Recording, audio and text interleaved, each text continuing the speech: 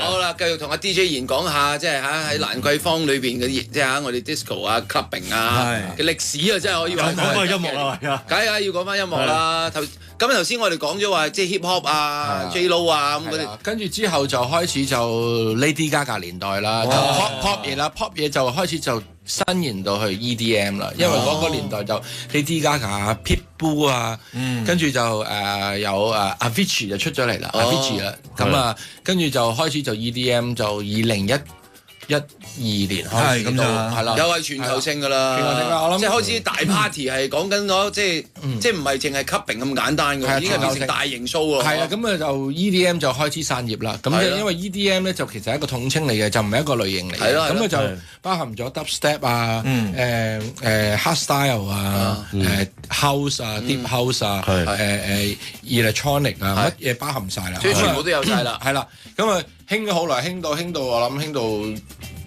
呢幾年前啦，我諗三年前到啦，就開始就啲人開始流啦，就太多啦。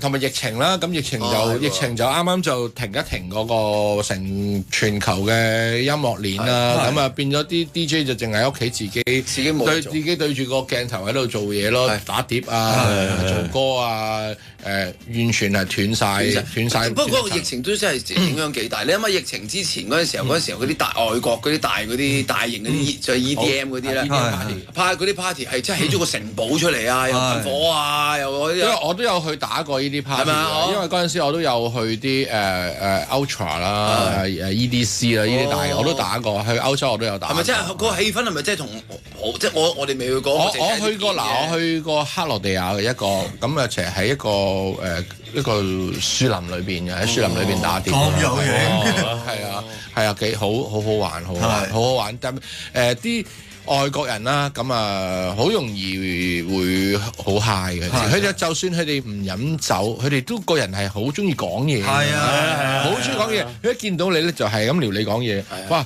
你坐低喺咖啡室，佢係撩你講嘢；你坐低個酒吧係撩你講嘢。餐廳隔離都撩你係咁講一餐㗎喎。所以點解咧？你見到蘭桂坊啲人個企曬喺個條街度係咁講嘢。佢哋唔中意喺裏邊坐喎。係啦，喺門口條街度出。我其實有時去外國都係㗎，或者係你蘭桂坊，唔好話外國啲地方都係啦。落道嗰啲都係冇凳嘅。係啊，我心裏我哋啲人係中意唔係嘅，同埋啲人係中意喺酒吧外邊坐㗎嘛。係啊，我哋中國人嚟，先揾張凳坐先。外國唔係冇人坐凳嘅。蘭桂坊最旺嗰間企喺度嘅酒吧就叫做七仔。係就係佢最揾得最多錢。七仔揾得最多。喺七仔打碟係最好你。係啊。你知唔知我細個嗰陣時啊，講緊90幾年啊，落蘭桂坊第一件事，你梗係去七仔自己買兩支隊爆咗自己先啦，打咗底先，跟住再轉上去做菠蘿雞。攻略嚟㗎嘛，咁就最叻啦，戰略嚟㗎嘛。咁啊疫情啦，咁啊搞到即係大家其實呢個夜生活啦，冇晒，因為我冇得聚集。我對你嚟講會唔會嗰段時間係好抑鬱咧？你好 hurt 啦，好 hurt。點解咧？因為咧，其實我又投咗少少錢落去嗰個場度啦。咁啊執完一間又一間，執完一間又一間，執到咧點解會執咧？以為通咗關之後咧。初唔諗住執㗎，大家成個會咧，我哋有個叫做酒吧協會嗰啲咧，我哋全部都話，唉，諗住捱過咗啦，通關啦，好開心啦，哇，拍手掌，原來一通關咧，全部走晒，係直插，海嘯嗰時話嗰個海嘯先嚟啊嘛，係啊，即係疫情嘅時候就係抽走你啲水，你以為最慘，係啦，點知一通關就後邊個海嘯冚埋你，係啦，一通到反而走，咁啊，我身邊即係無一物幸免㗎啦，全部都執。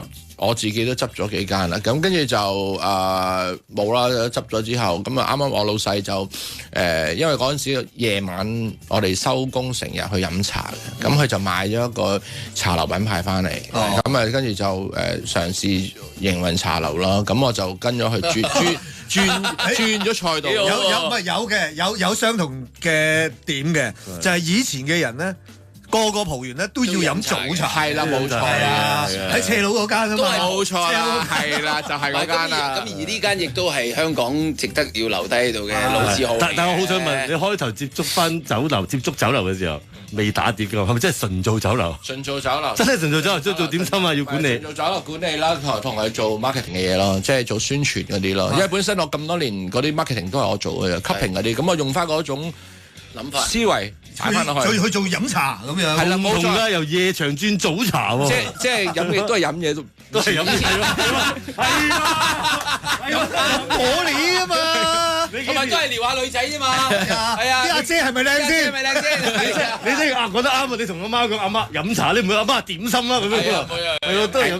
因為以前係飲香檳，而家飲茶咯。係啊，一樣咯。係啦，飲邊隻啫，都係飲嚟嘅。咁啊，跟住咪開始同老細，不如我哋好似嘥咗喎，因為我哋做開音樂。做開夜場嘅，我哋留開夜場嘅血，點都要有加翻少少音樂落去啊！俾我加少少音樂得唔得啊？跟住，咁我有一次喺佢生日度，咁我就 set 咗部機，佢生日請咗十幾圍啦，包咗場咁樣，跟住我就 set 一部 DJ 機，咁我就諗究竟我打咩音樂好咧？打啲 Lady Gaga 好定打啲EDM 好咧？唔係喎。我而家中式酒樓，我要擺翻少少中國文化落去。咁我自己喺屋企就做啲功課啦。咁我就將一啲懷舊啲嘅歌啦。我60年代有，70年代有，80年代。咁因為我喺80年代成長㗎嘛。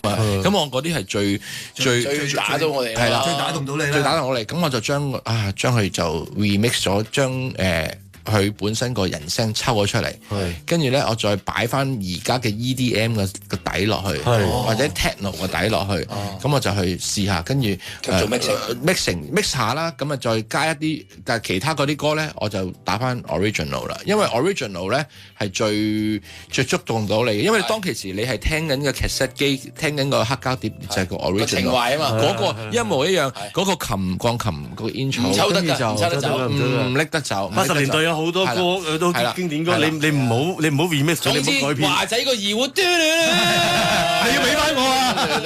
係啦，一定要保留喺度，原汁原味好緊要。咁我就嘗試喺佢個生日 party 嗰度做咯。咁啊，哇！跟住全場轟動啊，嗨晒，轟動。跟住就我老細就原本唔中意中文歌嘅，因為佢覺得喺蘭桂坊咧。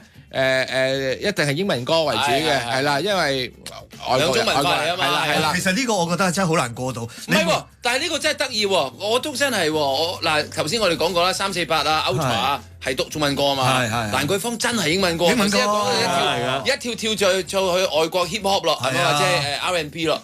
就真係，但係呢樣嘢係得意嘅地方就係我哋嘅廣東歌突然之間入得到落蘭桂坊，所以呢樣嘢係堅嘅。轉頭翻嚟講我哋。